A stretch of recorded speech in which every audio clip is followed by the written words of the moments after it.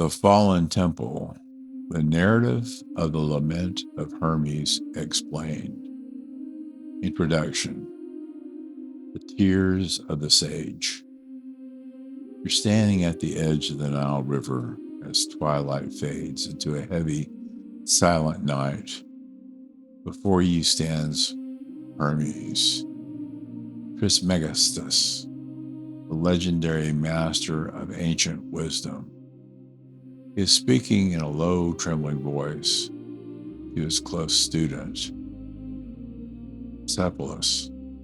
He isn't teaching a complex philosophical formula tonight, nor is he guiding a triumphant ascent through the stars. Instead, he is looking into the future, and he is weeping. Hermes looks at the magnificent temples surrounding grand centers of art, astronomy, and medicine, and delivers a staggering prophecy. He warns that a dark age is approaching, an era where humanity will grow blind to the sacred harmony of nature and treat the universe like a dead object to be exploited, and exile the divine from the earth. Discovered across ancient Greek and Latin manuscripts, the Lament of Hermes is a powerful, poetic cry for the soul of the world. Chapter 1. Egypt, the Temple of the Cosmos. Hermes begins by reminding Asclepius of the true purpose of their homeland. To the ancient, Egypt was not just a collection of mud and stone monuments along a river. It was the sacred image of heaven itself. He explains, "Do you know, Asclepius, that Egypt is an image of heaven? Or to speak more exactly, in Egypt, all the operations of the powers which rule and work in heaven have been brought down to earth. In this worldview, the temples, the rituals, and the deep study of nature acted as a giant spiritual anchor. Living in alignment with cosmic order, honoring the land, and cultivating deep eternal virtue, humanity kept the earth balanced and interconnected with the divine source. The land was alive with presence, and human beings served as the essential caretakers of this sacred harmony. Chapter 2. The Prophecy of the Dark Age. Suddenly, the tone of the narrative drops into profound sorrow. Hermes projects his mind centuries forward and describes a terrifying spiritual winter that will consume the earth. He warns that a time is coming when religion will be mocked, and people will no longer look up at the stars with a sense of wonder. Temples will be abandoned, the altars will grow cold, and the sacred knowledge will be buried in the dust. Hermes paints a vivid picture of a deeply cynical world. The spiritual exile are beings of light that will abandon the earth, retreating back into the higher dimensions, leaving humanity entirely to its own devices. The other part of this picture that he sees is the ruin of nature. The earth loses its balance. The sea will no longer be navigable. The stars will stop their orderly paths.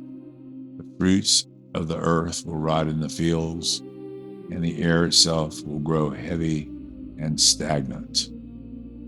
Finally, the loss of wonder. Humanity will count darkness as better than light. Death will be preferred to life. Anyone who tries to speak of deep spiritual truths, soul preservation, or cosmic honor will be laughed at, treated as a madman, or condemned as a criminal. Chapter 3, the Restorer of the Universe. But the lament does not end in eternal darkness. Hermes explains that the universe belongs to the Creator, and the divine will never allow reality to dissolve into permanent chaos. When the world reaches its absolute breaking point, when lawlessness rules the streets, nature is entirely corrupted, and the human soul is nearly extinguished, the Creator will step forward to intervene. Like a master blacksmith reworking a damaged piece of metal, or a gardener pruning a dying orchard, the divine will purge the world through a massive cosmic reset, using fire, flood, and cleansing winds. The corruption will be washed away. The ancient spiritual connection will be instantly restored. The earth will bloom anew. The heavenly presence will return to dwell among humanity, and the universe will once again be looked upon with absolute reverence, love, and awe. Epilogue, curing the modern blindness. When you look past the ancient Egyptian imagery of the Lament of Hermes, you realize it is an urgent wake-up call for the modern observer. We live in an era dominated by relentless noise, distractions, and materialist culture that often treats the world around us as a giant machine to be used up rather than a beautiful system to be honored. The lament isn't just about an ancient country. It is about the constant danger of letting our inner lives grow cold and disconnected. This timeless text challenges you to become a keeper of the spark.